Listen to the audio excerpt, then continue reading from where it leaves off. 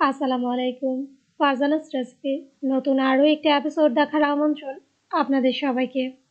আমি আজকে আপনাদের করে দেখাবো ভীষণ মজার একটা ডেজার্ট আইসক্রিম পেস্ট্রি।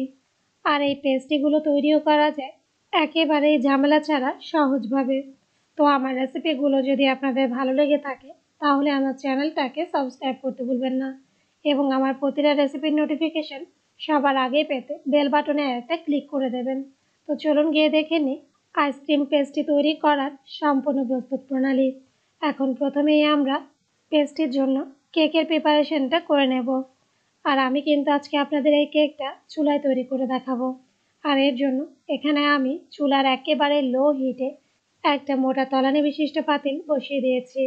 এখন এই পাতিলের মধ্যে এরকম একটি স্টিলের স্ট্যান্ড বসিয়ে প্যানে ঢাকনা দিয়ে দেব। আর ঢাকনার মধ্যে যদি কোনো হোল থেকে থাকে সেটা অবশ্যই কিন্তু টিস্যু পেপার, কটন বাড অথবা লং দিয়ে বন্ধ করে দেবেন। এখন চুলার লো হিটে পাতিলটা আমরা ভাপে বসিয়ে দেব 10 মিনিটের জন্য। আর এই সময়ের মধ্যে কেকের ব্যাটারটা তৈরি করে নেব। আর এর জন্য এখানে আমি আবারও একটা বড় সাইজের মিক্সিং বোল নিয়েছি। এখন এই বোলের মধ্যে আমি দিয়ে দেব নর্মাল রুম টেম্পারেচারে 2টা ডিমের সাদা অংশ। সেই সাথে অ্যাড করে দেব 1 চিমটি লবণ। এখন একটা ইলেকট্রিক বিটার দিয়ে ডিমের সাদা অংশটা আমি কয়েক সেকেন্ড বিট করে নেব। আর কিছুটা সময় বিট করে নিলেই দেখবেন ম্যারাংটা ফ্লাফি হতে শুরু করে দেবে। আর এই পর্যায়ের মধ্যে আমি অ্যাড করে দেব মেজারমেন্ট কাপের 1/3 কাপ চিনি। তবে চিনিটা কিন্তু একবারে ম্যারাঙের মধ্যে অ্যাড করা যাবে না। 2 থেকে 3 ধাপে ডিমের সাদা অংশ মানে ম্যারাঙের মধ্যে চিনিটা আমরা অ্যাড করে দেব। যখন দেখবেন চিনির দানাটা ভালোভাবে গলে গেছে এবং ম্যারাংটাও একেবারেই ফ্লাফি হয়ে গেছে, এ পর্যায়ের মধ্যে আমি অ্যাড করে দেব আগে থেকে 2টা ডিমের যে হলুদ অংশ আমরা আলাদা করে রেখেছিলাম সেই 2টা ডিমের হলুদ অংশ। এখন ডিমের হলুদ অংশটা আমি কয়েক সেকেন্ড বিট করে নেব। এরপরে এর মধ্যে আমি অ্যাড করে দেব হাফ চা চামচ ম্যাঙ্গো এসেন্স। কারণ আমরা কিন্তু আজকে এই কেকটা ম্যাঙ্গো ফ্লেভারে করব। তবে আপনারা যদি ভ্যানিলা ফ্লেভারে করতে চান সেক্ষেত্রে এখানে হাফ চা চামচ ভ্যানিলা এসেন্স দিয়ে দিলেও কিন্তু হয়ে যাবে। আর দিয়ে দেব সামান্য কয়েক ফোঁটা অরেঞ্জ ফুড কালার। এতে কেকের কালারটা পাকা আমের মতোই মনে হবে। তবে আপনারা চাইলে কালারটা বাদও দিতে পারেন, কোনো সমস্যা নেই। আর দিয়ে দেব 2 টেবিল চামচ রান্নার রেগুলার তেল। এখন আবার এই সবগুলো উপকরণ কয়েক সেকেন্ড বিট করে নেব। বিট করে নেওয়া হয়ে গেলে এর মধ্যে আমি অ্যাড করে দেব 2 টেবিল চামচ ম্যাঙ্গো পিউরি। মানে হলো পাকা আম ব্লেন্ডারে ব্লেন্ড করে অথবা হাত দিয়ে চটকে একটা স্ট্রেনার দিয়ে ছেঁকে নিলেই কিন্তু ঠিক এরকমই ম্যাঙ্গো পিউরি তৈরি হয়ে যাবে। এখন ম্যারাঙের সাথে ম্যাঙ্গো পিউরিটাও খুব ভালোভাবে মিশিয়ে নিয়ে এর মধ্যে অ্যাড করে দেব 2 টেবিল চামচ লিকুইড গুঁড়ো দুধ। আর এই দুধটা কিন্তু আমি আগে থেকে জাল করে ঠান্ডা করে নিয়েছি। এখন বিটারের লো স্পিডে আবার এই সবগুলো উপকরণ খুব ভালোভাবেই মিশিয়ে নেব। মেশানো হয়ে গেলে এর মধ্যে আমি অ্যাড করে দেব একটা স্ট্রেনারের মধ্যে মেজারমেন্ট কাপের হাফ কাপ পরিমাণ ময়দা এবং 1 চা চামচ বেকিং পাউডার। এখন এই 2টা উপকরণ খুব ভালোভাবে চালনি দিয়ে চেলে ম্যারাঙের মধ্যে দিয়ে দেব। তবে একবারেই কিন্তু শুকনো উপকরণটা লিকুইড মিশ্রণের সাথে মেশানো যাবে না।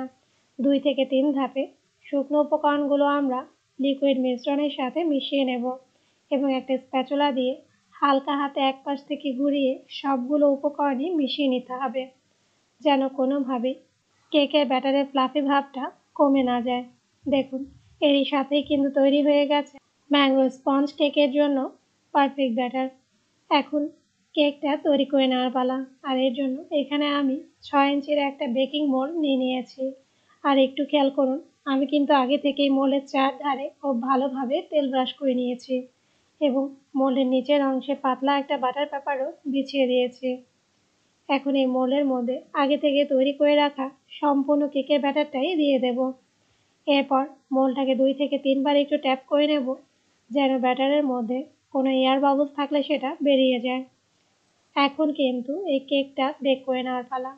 আর এর জন্য আগে থেকে চুলায় যে পাতিলটা আমরা ভাপে বসিয়ে রেখেছিলাম, দেখুন 10 মিনিট পর পাতিলটা কিন্তু খুব ভালোভাবে গরম হয়ে গেছে।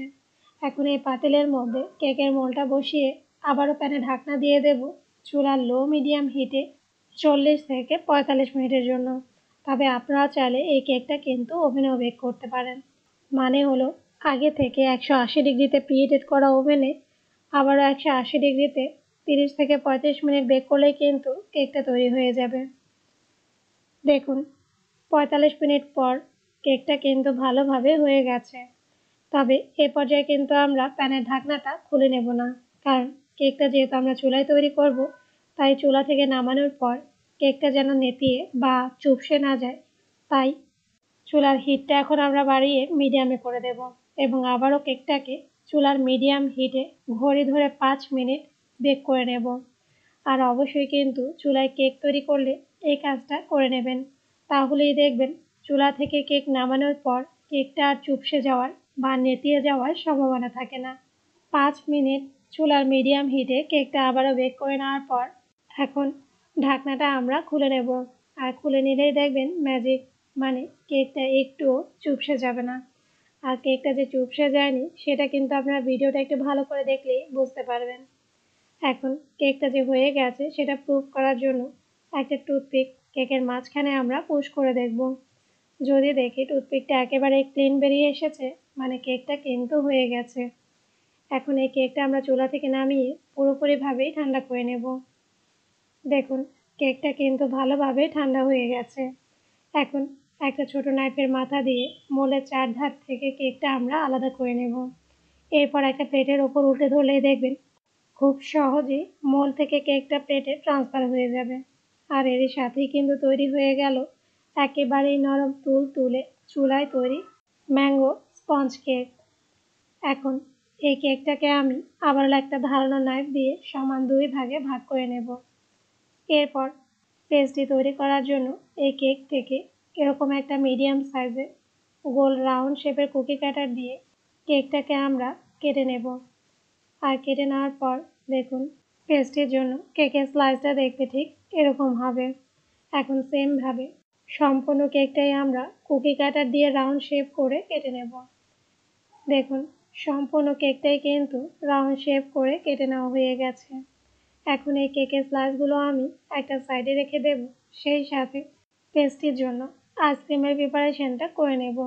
আর এর জন্য এখানে আমি আবারও একটা বড় সাইজের মিক্সিং বোলের মধ্যে দিয়ে দেব মেজারমেন্ট কাপের 1 কাপ পরিমাণ একেবারেই ঠান্ডা হুইপ ক্রিম। এখন আবারও একটা ইলেকট্রিক বিটার দিয়ে ক্রিমটাকে কয়েক সেকেন্ড বিট করে নেব। আর কিছুটা সময় বিট করে নিলেই দেখবেন ক্রিমটা ঠিক এরকমই ফ্লাফি হয়ে যাবে। আর এই ফ্লাফি ক্রিমের মধ্যে এখন আমি অ্যাড করে দেব মেজারমেন্ট কাপের 2/3 কাপ কনডেন্স মিল্ক। এখন আবারও ইলেকট্রিক বিটার দিয়ে ক্রিম আর কনডেন্স মিল্কটাও আমি কয়েক সেকেন্ড বিট করে নেব। বিট করে নেওয়া হয়ে গেলে এর মধ্যে আমি অ্যাড করে দেব 1/2 চা চামচ ম্যাঙ্গো এসেন্স। তবে আপনারা যদি আইসক্রিমটা ভ্যানিলা ফ্লেভারে করতে চান, তাহলে এখানে 1/2 চা চামচ ভ্যানিলা এসেন্স দিয়ে দিলেও কিন্তু হয়ে যাবে। সব শেষে এর মধ্যে আমি অ্যাড করে দেব মেজারমেন্ট কাপের 1/3 কাপ ম্যাঙ্গো পিউরি। এখন আবার এই সবগুলো উপকরণ খুব ভালোভাবে একসাথে মিশিয়ে নেব। আর মিশিয়ে নিলেই কিন্তু তৈরি হয়ে যাবে সম্পূর্ণ আইসক্রিমের মিশ্রণ। এখন আইসক্রিমটা যেন দেখতে আরও বেশি ভালো লাগে, তাই এর মধ্যে আমি আবারও অ্যাড করে দেব 2 থেকে 3 ফোঁটা অরেঞ্জ ফুড কালার। এরপর একটা স্প্যাচুলা দিয়ে হালকা হাতে 1 থেকে 2 বার ঘুরিয়ে অরেঞ্জ ফুড কালারটা ঠিক এভাবেই আমরা মিশিয়ে নেব। তবে কালারটা কিন্তু ভালোভাবে আইসক্রিমের সাথে মেশানোর প্রয়োজন নেই, ঠিক এভাবেই হালকা একটু মিশিয়ে নিলেই কিন্তু হয়ে যাবে। এখন কিন্তু আইসক্রিম পেস্ট্রিটা সেট করে নেওয়ার পালা। আর এর জন্য এখানে আমি রাউন্ড শেপের একটা সিলিকনের মোল্ড নিয়ে নিয়েছি। আর একটু খেয়াল করুন, আমি কিন্তু প্রতিটা মোল্ডের ভেতরে প্লাস্টিকের একটা র্যাপার ঠিক এভাবেই সেট করে নিয়েছি, যেন আইসক্রিম পেস্ট্রিটা সেট হওয়ার পর খুব সহজেই মোল্ড থেকে বের করে নেওয়া যায়। তবে আপনাদের বোঝার সুবিধার্থে আরও এক পিস প্লাস্টিকের র্যাপার আমি একটা কাপের মধ্যে সেট করে আপনাদের দেখিয়ে দিচ্ছি। দেখুন প্লাস্টিকের র্যাপারটা কিন্তু সেট করে নেওয়া হয়ে গেছে। এখন প্লাস্টিকের এই র্যাপারের ওপরে আগে থেকে যে আইসক্রিমের মিশ্রণটা আমরা তৈরি করে রেখেছিলাম, সেটা একটা চামচ দিয়ে ঠিক এভাবেই আমি দিয়ে দেব। সবগুলো ছাঁচের ভেতরেই আইসক্রিমের মিশ্রণটা দেওয়া হয়ে গেলে ওপর থেকে আগে থেকে তৈরি করে রাখা রাউন্ড শেপের 1 পিস কেক আমি ঠিক এভাবেই বসিয়ে দেব এবং হালকা হাতে প্রেস করে দেব, যেন আইসক্রিমের মিশ্রণটা কেকের সাথে খুব ভালোভাবে জোড়া লেগে যায়। এরপর বাকি সবগুলো ছাঁচের মধ্যেও আমি এক পিস করে কেক স্লাইস ঠিক এভাবেই বসিয়ে দেব। সবশেষে 4 ধারে প্লাস্টিকের র্যাপারটা নিয়ে ঠিক এভাবেই উঠিয়ে আমি কেকটা সহকারে র্যাপ করে দেব। আর এখন কিন্তু আইসক্রিম পেস্ট্রিটা সেট করে নেওয়ার পালা। এর জন্য এই মোল্ডটা এখন আমি আবারও ডিপ ফ্রিজে রেখে দেব 7 থেকে 8 ঘন্টার জন্য। তবে সবচেয়ে ভালো হয় যদি ওভারনাইট ডিপ ফ্রিজে আইসক্রিমের মোল্ডটা রেখে দেন। দেখুন, সারা রাত ডিপ ফ্রিজে রাখার পর আইসক্রিম পেস্ট্রিটা কিন্তু খুব ভালোভাবে সেট হয়ে গেছে। এখন এক পিস আইসক্রিম পেস্ট্রি আমি আপনাদের তুলে দেখাচ্ছি যে এটা আসলে কতটা ভালোভাবে সেট হয়েছে এবং দেখতেও কতটা ইয়ামি হয়েছে। এখন পেস্ট্রির ওপরে প্লাস্টিকের র্যাপারটা তুলে নিয়ে পেস্ট্রিটা আমরা আবারও একটা রাউন্ড শেপের পেস্ট্রি বোর্ডের ওপর তুলে নিলেই কিন্তু তৈরি হয়ে যাবে দারুণ মজার আইসক্রিম পেস্ট্রি। এখন সেমভাবে সবগুলো পেস্ট্রি কিন্তু আমি মোল্ড থেকে বের করে আবার একটা পেস্ট্রি বোর্ডের ওপর সেট করে নেব। দেখুন, সবগুলো পেস্ট্রি কিন্তু আমার সেট করে নেওয়া হয়ে গেছে। এখন এই পেস্ট্রিগুলো যেন দেখতে আরও বেশি ভালো লাগে তাই এর ওপরে পুদিনা পাতা আর কুচি করা চেরি ফল দিয়ে ডেকোরেশন করে নেব। আর এর সাথেই কিন্তু তৈরি হয়ে গেছে ভীষণ মজার আইসক্রিম পেস্ট্রি। তো আপনারাও কিন্তু এই গরমে একটু স্বস্তি পেতে ঘরেই তৈরি করে ফেলতে পারেন দারুণ মজার এই আইসক্রিম পেস্ট্রি। তো আমার রেসিপিগুলো যদি আপনাদের ভালো লেগে থাকে তাহলে আমার চ্যানেলটাকে সাবস্ক্রাইব করতে ভুলবেন না। আর আমার প্রতিটা রেসিপি ফ্রেন্ডস এবং ফ্যামিলির সাথে শেয়ার করবেন। আজ এ পর্যন্তই। আগামীকাল আবার দেখা হবে আরও একটি নতুন ভিডিওর সাথে। সেই পর্যন্ত সবাই ভালো থাকবেন। আল্লাহ হাফেজ।